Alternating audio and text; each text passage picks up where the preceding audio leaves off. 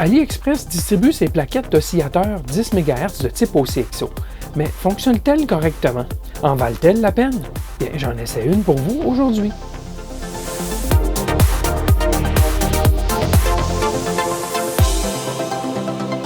Bidouilleur, bidouilleuse, salut! Ça fait déjà un bon moment que je vois passer des plaquettes équipées d'oscillateurs 10 MHz de type OCXO sur AliExpress. Ce genre d'oscillateur de référence 10 MHz est souvent branché sur les instruments de mesure pour les rendre plus justes et plus stables en fréquence. On les voit aussi de plus en plus pour cadencer des radios SDR. J'ai une application potentielle en tête et donc j'ai choisi de commander une de ces plaquettes. Je me suis dit que vous voudriez peut-être que je fasse un rapport d'appréciation de mon achat. Sans vendre la mèche dès le départ, disons que l'expérience ne s'est pas tout à fait passée comme espéré. Alors, demeurez avec moi pour connaître les raisons. Donc, ces plaquettes OCXO se trouvent sur les sites asiatiques de vente en ligne tels que AliExpress. Leur prix est somme toute raisonnable à moins de 20 $, compte tenu qu'elles sont équipées d'un oscillateur OCXO. Ce type d'oscillateur est assez onéreux car il utilise un quartz chauffé et maintenu en température à environ 70 degrés Celsius pour que sa fréquence d'oscillation soit plus juste et plus stable. Pour maintenir les prix bas, les vendeurs nous proposent des OCXO récupérés de systèmes de communication probablement cellulaires ou autres. Ce n'est pas un problème en soi, même que ça peut être un avantage puisque le quartz aura déjà maturé dans le temps et donc sera d'entrée de jeu plus stable. Je vous propose donc d'analyser de plus près et de mesurer la plaquette que j'ai acquise.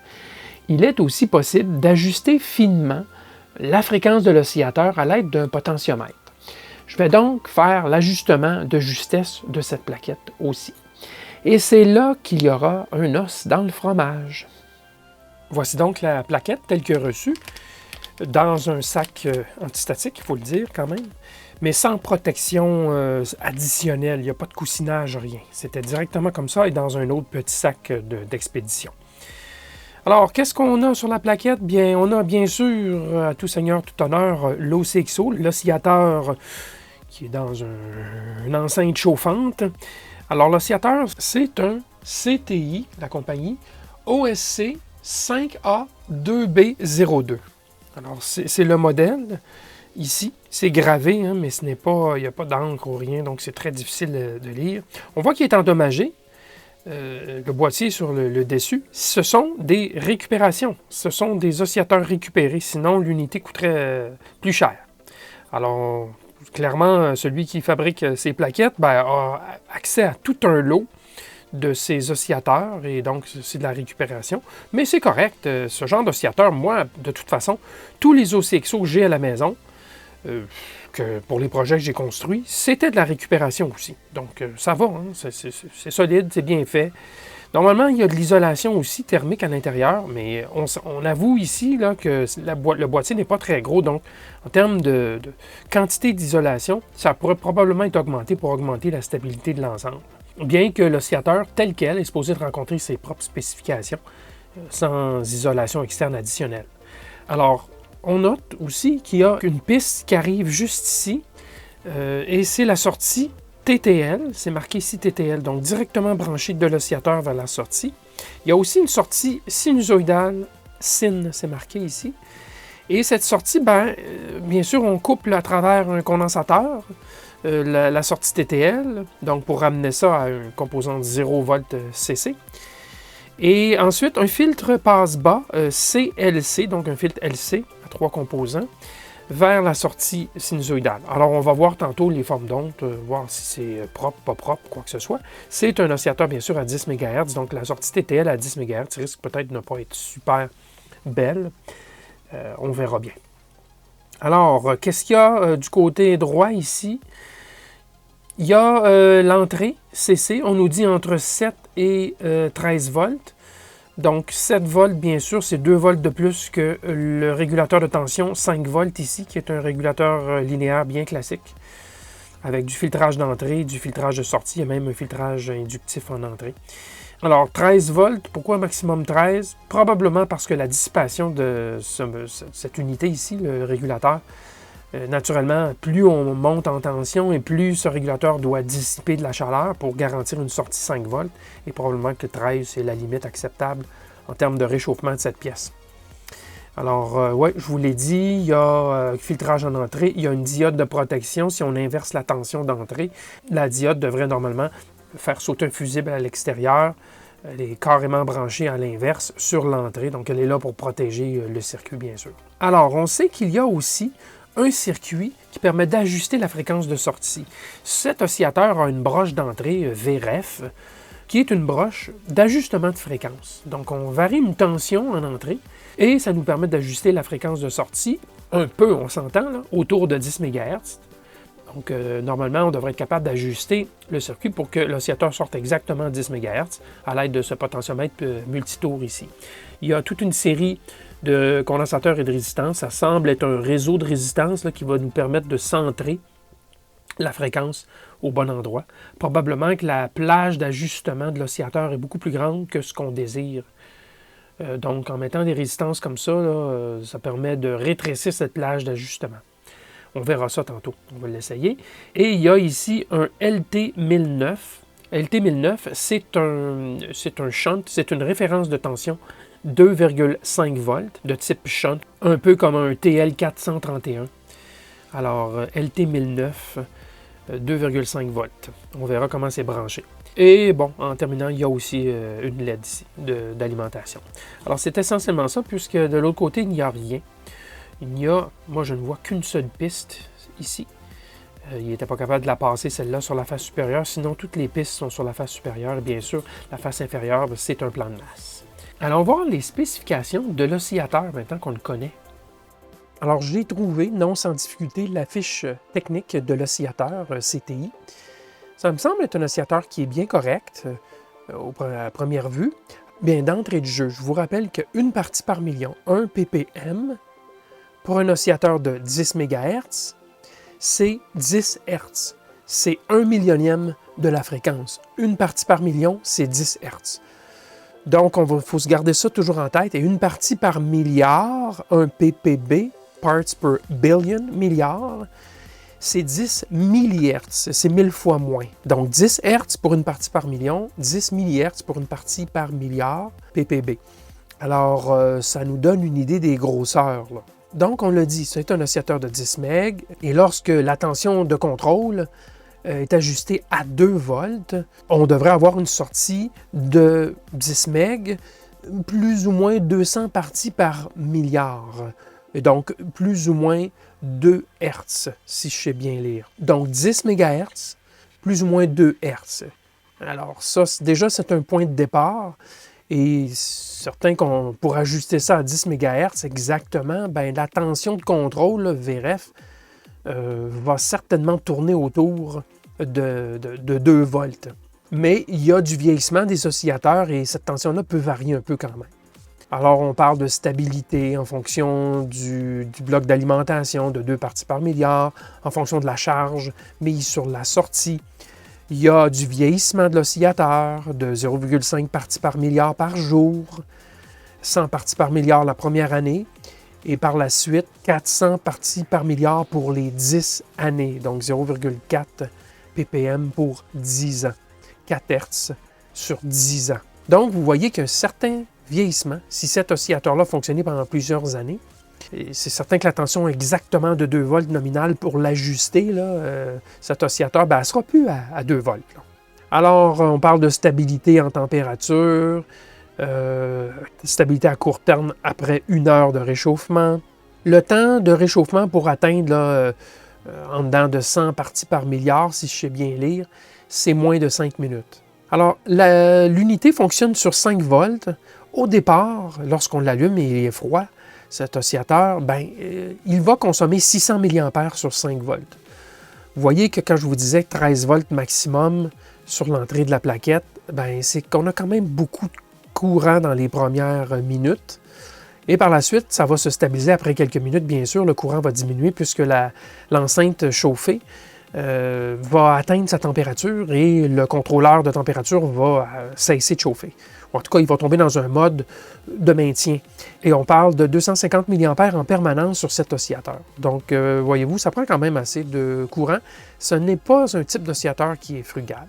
Alors, c'est une sortie TTL, il l'appelle HCMOS, avec une charge de 15 picofarad. Et bon, on a les niveaux ici, donc plus grand que 4,5 pour niveau haut, plus petit que 0,5 pour niveau bas. Donc, c'est définitivement 0,5 volts, avec un front montant descendant de plus petit que 6 nanosecondes. On a un rapport cyclique de 45 à 55 %. Donc, on est près de l'onde carrée. Alors, la partie qui est intéressante aussi, c'est la tension de contrôle, VREF. Il l'appelle VC ici, mais sur l'unité ici, on voit bien qu'ils l'ont appelé VREF. Alors, possiblement que ce dessin ici a été ajouté par-dessus la fiche technique. Ça a été combiné par quelqu'un. Alors, ce fameux VREF, c'est 2 volts, plus ou moins 2 volts. Donc, ça veut dire entre 0 et 4 volts, si je sais bien lire. C'est la tension de contrôle entre 0 et 4 volts. Et la plage d'ajustement, ben, on s'attend d'avoir quelque chose entre moins 2 parties par million, ce qui veut donc dire 20 Hz, dans le minimum. Et lorsque la tension de 4 volts est appliquée, donc plus 20 Hz, 2 parties par million. Ça, c'est le pire des cas, bien sûr, c'est entre 1 et 2. Et moins 1 et moins 2. Donc, ça donne quand même un oscillateur qui a une grosse plage d'ajustement. Ça témoigne de la qualité de deuxième classe d'oscillateur OCXO. C'est un OCXO, mais il nous donne toute cette plage d'ajustement parce que l'unité, on l'a vu, avec le temps, bouge quand même suffisamment. Et ce qui contraste avec des oscillateurs de bien meilleure qualité où on pourrait avoir un ajustement de maximum 1 Hz dans chaque direction. Ici, on nous donne un ajustement de 20 Hz dans chaque direction dans le pire des cas. Donc, ça témoigne, vous voyez? Alors, une chose qui est intéressante, on pourrait moduler la sortie de fréquence jusqu'à une fréquence de 10 kHz. Donc, on pourrait arriver sur la tension VRF, là, ici, là, puis mettre un signal audio, et ça modulerait en fréquence. On ferait de la FM, avec une déviation très petite, mais quand même. On pourrait faire de la modulation en fréquence avec cette unité. Et on nous donne des résultats de bruit de phase ici. Bon, c'est difficile de faire des comparaisons, mais je peux vous dire que de façon générale, c'est correct. Sans être absolument exceptionnel, c'est correct. Alors, j'ai mis l'unité sous tension. Ça fait même quelques heures que ça roule. J'avais autre chose à faire et j'y suis revenu. Je vais mesurer la forme d'onde, l'amplitude de la sortie TTL pour commencer. Je crains que ça n'ait pas la bonne amplitude, puis je vous explique pourquoi, et on regarde tout de suite. En effet, ça n'a pas l'amplitude à laquelle on s'attendrait. D'abord, ça ne descend pas sous le 0. On est à 1 volt par division ici. Donc, on reste à 0,9 volts. Et on va 1, 2, 3, 4. On arrête à 4 volts. C'est un peu court et ce n'est pas tout à fait carré comme on le voudrait. On a par contre la fréquence qui est bien à 10 MHz, mais ça, c'est pas une mesure très juste, là, avec beaucoup de résolution. On va faire des vraies mesures pour voir si on peut l'ajuster. Donc, on a un crête 3,28 et donc en RMS 2,77. C'est trop faible et voici pourquoi. Tout simplement, je crois que c'est ce condensateur-ci qui va sur la sortie sinusoïdale, ici, qui est en shunt à la masse, et on a une bobine ici, et l'autre condensateur aussi qui est en shunt à la masse. Donc, et en particulier, donc, ce condensateur, il est branché en permanence puisque le condensateur de couplage est là, présent. Donc, ça fait une charge à coupure basse fréquence sur cette sortie. Donc, une belle onde carrée, ben, elle se trouve être un peu détruite par le circuit qui est ici. Alors, si vous voulez utiliser cette sortie, cet oscillateur uniquement pour sa sortie TTL, retirez C14, le condensateur qu'il y a ici, pour vraiment débrancher la branche sinusoïdale complètement, ce qui va permettre de restituer le signal TTL de meilleure qualité. Ceci dit, n'oubliez pas, ce n'est pas une sortie 50 ohms, le signal TTL, pas plus qu'ici d'ailleurs. Mais en général, on a tendance à faire envoyer ce signal sinusoïdal dans un câble coaxial. Alors, on verra, je vais faire des mesures d'amplitude aussi une fois terminé sur ce signal. On verra ce que ça nous donne comme forme d'onde et comme amplitude. Maintenant, je me suis branché avec un câble coaxial sur la sortie sinusoïdale. Donc, le signal pseudo-TTL passe à travers le filtre passe bas et c'est envoyé sur un câble 50 ohms et jusqu'à l'oscilloscope qui a une terminaison à l'extrémité. Donc à l'oscilloscope, il y a une terminaison de 50 ohms. Et voici le signal qu'on obtient. Donc ça me semble être une belle onde sinusoïdale. Honnêtement, ça me semble être bien correct, ça semble être propre. L'amplitude 900 mV RMS, 2,6 volts crête-crête, c'est une bonne amplitude. C'est une amplitude suffisante pour pousser dans des appareils de mesure, par exemple, pour temporiser l'appareil, synchroniser l'appareil. Donc, ça me semble bien correct, cette sortie, même terminée sous 50 ohms, bien acceptable. Maintenant, allons faire des mesures de fréquence très exactes. Alors, j'ai branché maintenant la sortie sinusoïdale sur un câble coaxial d'environ 1 mètre de long qui s'en va jusqu'à mon fréquence-mètre qui, lui, a une terminaison de 50 ohms en entrée. Donc, on va faire des mesures ici et mon fréquence-mètre, le HP 5386A, est bien sûr, lui, référencé à un générateur, donc une référence 10 MHz pilotée par GPS, donc beaucoup plus exact que l'oscillateur ici. Alors, on peut se servir donc de la lecture du fréquence-mètre pour ajuster la fréquence de cet oscillateur. Alors, comme je vous l'ai mentionné précédemment, ça fait quelques heures qu'il tourne. C'est toujours bon de laisser un oscillateur se stabiliser quelques heures, même quelques jours à la longue. Il va bouger encore un petit peu et il risque de se stabiliser par la suite. Mais quand un oscillateur est neuf, ça peut prendre quelques jours, quelques semaines même, à ce qu'il se stabilise vraiment beaucoup plus. C'est la vie. Il y a une espèce de vieillissement, de jeunesse là, qui doit être pris en compte. Alors, apparemment, ici, on peut ajuster la fréquence. Qu'est-ce qu'on a présentement comme fréquence? 9.999907 MHz. Ce qui veut donc dire on est 1 Hz trop bas. Si vous comptez, là, regardez, on est à 9 999 999. On est donc 1 Hz trop bas sur 10 MHz. Et donc, j'aimerais ajuster le potentiomètre ici. Donc, pour ramener ça à la fréquence le plus juste près, le plus près. Oh, là, je vois qu'en tournant dans le sens horaire, ça fait diminuer la fréquence, ce qui n'est pas ce que je veux. Alors, je vais tourner dans l'autre direction. Pardon pour le mouvement sur la caméra. Alors, j'amène le potentiomètre vers la gauche. C'est sûrement un 10 tours, donc je présume que ça va arrêter de tourner éventuellement. Alors, voilà, on est à côté. Ouais, je suis à côté au bout. Et il ne se passe plus rien. Ah, donc ce n'est pas bon signe. Qu'est-ce qu'on a? On a 9.999919. Et donc, on est effectivement 0,8 Hz trop bas. Et il n'y a rien à faire avec le circuit présent. Non, ça ne bouge plus. Alors voilà.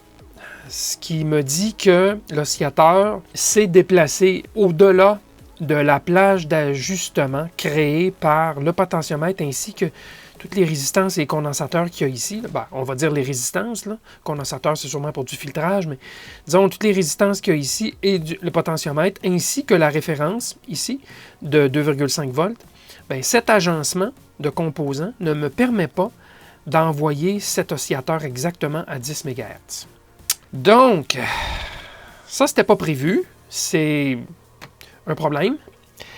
Je vais devoir faire la rétro-ingénierie du circuit, des circuits de résistance ici, et comprendre si je peux modifier le circuit pour permettre d'amener cet oscillateur à 10 MHz tout juste. On se rappelle que nominalement, c'était censé être d'environ 2 volts pour amener ça à 10 MHz. Ça, c'est nominalement pour un oscillateur neuf. Et on sait que la référence ici est de 2,5 volts. Donc, théoriquement, on aurait de la marge, on aurait 0,5 volts d'ajustement potentiel là, à monter, à élever, en espérant là, qu'on n'est pas déjà à côté à 2,5 volts, pour amener l'oscillateur à 10 MHz. Alors, je fais une pause ici, j'analyse le circuit et je vous reviens avec mon pronostic. Voilà, c'est la partie résistive du circuit dont j'ai fait la rétro-ingénierie. Il y a des condensateurs, je ne les ai pas mis. C'est pour du filtrage, bien sûr, pour éliminer le bruit. Ça n'a rien à voir avec les points d'opération en CC, puisqu'on fait affaire avec des tensions CC. Je ne les ai pas dessinés, mais effectivement, il y a un condensateur de filtrage ici et ici pour faire un filtre passe bas. Il y a du filtrage aussi sur le potentiomètre et il y a un filtrage ici sur le 2,5 volts. Le 2,5 volts, comme mentionné, c'est la référence là, LT 1009. C'est vraiment une référence de type shunt là, à la manière d'un TL 431. Donc, c'est rien de spécial. Résistance de 5K en série avec la référence shunt. Et finalement, ce qu'on a, c'est un diviseur résistif entre la résistance 5K et la résistance ici de 39K en parallèle avec la 36K et le potentiomètre. Bon, c'est un rhéostat en fait là, de 100K. Ça, c'est le potentiomètre bleu. Là. Alors ici, on nous dit sur la fiche technique que l'impédance d'entrée de ce signal est de plus de 100 kΩ. Je l'ai mis à 200 kΩ. Ici, c'est vraiment pas un point comparativement au reste du circuit où il va y avoir beaucoup de courant par rapport au 5K par exemple avec 39K. Ici, on est de l'ordre de 200K. Donc ici, je l'ai dessiné, mais c'est négligeable, on va dire, là, pour l'exercice d'aujourd'hui. Alors, lorsque je fais l'étude du point d'opération de ce circuit avec le potentiomètre mis à son max, ce qui fait que la tension ici est la plus élevée sur le diviseur résistif, on obtient 2,05 volts. Ça, c'est la sortie VRF qui va à l'oscillateur, puisque ça représente l'entrée de l'oscillateur. 2,05. Alors, on a un potentiel de 2,5, mais le circuit, à son ajustement max, nous donne 2,05. C'est là où on va devoir travailler. Est-ce que d'amener ça à 2,5 volts directement sur l'oscillateur va nous permettre de dépasser le 10 MHz? Donc, est-ce qu'on va atteindre le 10.000? Et la façon très simple de le faire pour le vérifier, c'est de court-circuiter cette résistance de 5K. Je vais prendre des pinces à sourcils, des pinces Bruxelles, donc, et je vais court-circuiter la résistance ici, ce qui va envoyer 2,5 volts directement sur l'oscillateur. Et on verra si on dépasse le 10.0000 MHz. Si oui, il y a de l'espoir. On pourra changer les valeurs de résistance ici pour nous permettre d'aller chercher le 10 MHz. Alors, on fait cette mesure-là tout de suite. Alors voilà, on mesure sous le 10 MHz. Je n'ai pas touché au potentiomètre, donc il est vraiment poussé à sa limite. Et je court-circuite la résistance en question, R2, sur la plaquette. Et on obtient 10.000002, donc 2,6 Hz au-dessus.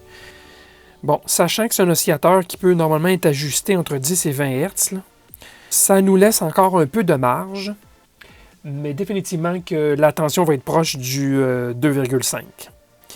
Donc, oui, il y a moyen, mais il va falloir que le potentiomètre nous amène jusqu'à 2,5 probablement, et peut-être 2,2, 2,3 comme minimum, 2,5 comme maximum, quelque chose du genre. Là, il retombe, voyez-vous, il est même pas 1 Hz trop bas, et si je court-circuite, je l'amène 2 Hz au-dessus. Donc, ouais, idéalement, ça serait de pouvoir fonctionner entre cette tension de 2,05, disons, ou 2,1, et le 2,5. Ce qui me donnerait la plage d'ajustement suffisamment large pour l'amener au 10. Peut-être je vais sacrifier un petit peu de résolution. Peut-être qu'ils ont mis le circuit trop juste près du 2 volts pour que ça fonctionne avec tous les oscillateurs qui sont d'occasion comme celui-ci. Alors, faisons des simulations de nouvelles valeurs et je vous reviens avec ça. Alors, j'ai joué avec des valeurs selon une logique là, que je vous explique. Si je voulais que ma sortie ici s'approche de 2,5 volts, il fallait forcément que je diminue cette résistance-là ou que j'augmente cette résistance-ci. On touchera à cette branche-là tantôt. Ce qui fait que le point ici, sur le diviseur résistif, va monter en tension. Ou les deux. C'est ce que j'ai fait. J'ai mis une résistance d'1K plutôt que 5K et j'ai mis une résistance de 100K plutôt que 39K. Ce qui m'a quand même monté passablement la tension ici. Et on va le voir dans la simulation dans quelques instants. Pour ce qui est de la branche d'ajustement, si je voulais augmenter l'effet colpotentiomètre, donc augmenter la plage d'ajustement de la tension de sortie, il fallait forcément que je réduise cette résistance ici, qui était à l'origine de 36K. Alors, avec cette erreur de simulation, je suis arrivé avec 4,7K, ce qui me permet d'ajuster selon la plage que vous allez voir dans un instant. Et l'autre critère que je devais prendre en considération, c'est de s'assurer que ma référence est capable de fournir le courant qui va passer ici. Alors, dans le pire des cas, là, on aura 1 kΩ en série avec 4,7K, donc 5 et plus, disons presque 6 kΩ, compte tenu que le potentiomètre ne va de toute façon pas à zéro. Alors, cette référence shunt peut tirer jusqu'à 10 mA. Alors, elle n'aura aucun problème à fournir quelque chose comme 0,5 mA si on a, disons ici rapidement, là, 5K sur 2,5 volts, on a 500 microampères. Ce n'est pas un courant significatif pour cette résistance shunt qui, soit dit en passant, utilise une résistance de 3,3K en série avec le shunt. Alors, il reste à vous montrer le résultat de la plage d'ajustement. Et la meilleure façon de le faire dans LT-Spice, c'est de faire une directive STEP. STEP, donc faire des sauts d'un paramètre. Le paramètre, c'est le paramètre R4. Il est marqué ici. R4, c'est la valeur en ohm de la résistance de désignation R4. J'aurais pu appeler n'importe quoi ici. J'aurais pu marquer val R4. Et puis ici, j'aurais mis val R4. Okay? Il faut bien que vous compreniez là. Alors, cette valeur de résistance que j'ai appelée R4, je vais la faire varier entre 1K et 100K par saut de 1K. Et lorsque j'effectue la simulation avec ce nouveau circuit, voici ce que j'obtiens avec une résistance d'1K sur le potentiomètre, donc pratiquement fermé. Je suis tout près de 2,04, donc à peu près 2,05. Et lorsque j'augmente la résistance du potentiomètre à son max, donc le rhéostat, en fonction rhéostat, j'obtiens 2,38 volts. Donc, c'est tout près du 2,5. À mon avis, ce sera bien suffisant, 2,38 et 2,04 comme minimum. J'ai augmenté de beaucoup la plage d'opération, donc la plage d'ajustement, je peux vous dire, c'était d'environ 0,1 volt auparavant, l'ajustement. Ici, on a 0,35, donc j'ai plus que triplé la plage d'ajustement de la tension. Alors, on va voir l'effet que ça va avoir sur la fréquence. À mon avis, je vais en avoir bien suffisamment. Où va se trouver le point, le sweet spot, donc le point, le bullseye pour le 10 MHz exact? Je ne sais trop. Mais ce que je sais, c'est que cet oscillateur, avec le temps, va bouger. Donc, c'est important de se garder de la marge d'ajustement, sinon, il faudra que je vienne changer des résistances à nouveau pour me donner encore plus de marge. Alors, je fais les substitutions des résistances ici, telles que montrées. Il y en a 3 à remplacer. Et on regarde le résultat. Alors, je le suis réchauffé 5-6 minutes, là. C'est peut-être pas réchauffé au max. Et j'ai tenté d'ajuster et bingo, on y est. Il oscille entre le 9.99999 et le 10. Et là, on est à 1 centième de Hertz près. Et j'ai constaté en ajustant le pot que c'est beaucoup plus pointu comme ajustement. Forcément, puisque on a augmenté la plage d'ajustement, c'est sûr que c'est plus critique un petit peu. Mais c'est le prix à payer pour avoir une plage plus large, pour penser dans le futur. Sinon, il faudrait que je travaille à rapetisser la plage d'ajustement, donc revenir avec des valeurs que j'avais précédemment, sur le potentiomètre par exemple, pour qu'il y ait moins d'impact sur le reste du circuit. Mais ça sera peut-être à recommencer dans 1 an ou 2 si l'oscillateur, toujours allumé là, en permanence, glisse. Donc, ça me convient. Regardons c'est quoi le minimum et le maximum qu'on peut aller chercher. Alors, je déplace. Oui, j'entends, je suis au minimum. Et on a 9.99999822 qui est donc, si je sais bien calculer, 1,8 Hz plus bas comme ajustement. Et si je m'en vais dans l'autre direction et que je fais au moins les 10 tours et plus, voilà, je suis certainement rendu. On est à 10,000002 Hz au-dessus. Donc, moins 1,8 et plus 2. Parfait. Je suis à peu près centré tel que l'oscillateur est aujourd'hui. Donc, ça rencontre l'objectif que je m'étais fixé, de pouvoir ajuster cet oscillateur à 10 MHz tout juste. et d'avoir de la marge pour l'avenir. Bon, eh bien, je ne m'attendais pas à devoir faire ces modifications. Lorsqu'on achète un tel produit, on s'attend à ce qu'il fonctionne correctement d'entrée de jeu. Ici, clairement, ils ont installé des résistances, donc ils ont conçu le circuit avec des résistances qui ne permettent pas d'ajuster tous les oscillateurs qu'ils ont récupérés. Ce n'est pas tout le monde qui a la capacité de faire de telles mesures et de faire des substitutions de composants de montage en surface de taille 0,8-0,5 comme c'est le cas ici. Je vais soumettre une requête de remboursement partiel et je suis persuadé qu'ils vont acquiescer.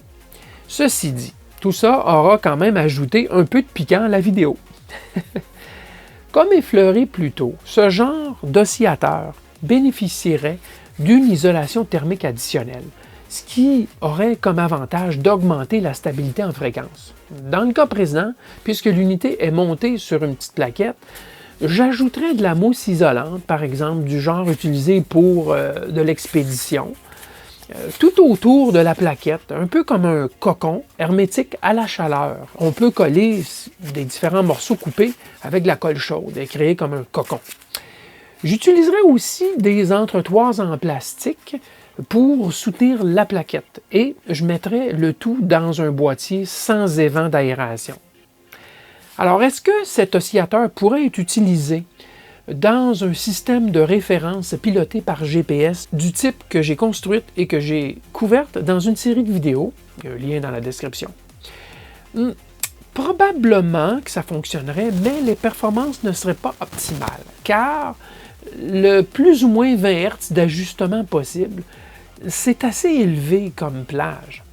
Les meilleurs oscillateurs OCXO, on en a un ici, là, ils sont plus gros, évidemment, permettent un ajustement de 1 Hz. Qu'on le veuille ou pas, la plage d'ajustement d'un oscillateur, c'est un gage de justesse et de stabilité de l'unité. Et oui. Bien voilà, j'espère que vous avez apprécié la vidéo. Si oui, je vous invite à laisser un pouce. Je vous rappelle en terminant l'existence du forum de discussion électro-bidouilleur où vous pouvez obtenir de l'assistance sur vos projets d'électronique. L'inscription au forum est gratuite. Le forum atteindra d'ailleurs bientôt les 2000 inscrits. Allez y jeter un coup d'œil au forum.bidouilleur.ca. Voilà, merci à tous, toutes pour votre soutien et à la prochaine!